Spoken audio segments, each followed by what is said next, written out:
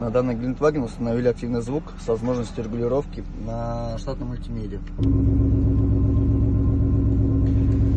При переключении динамик селектор можно активировать, либо включить, либо выключить активное звучание.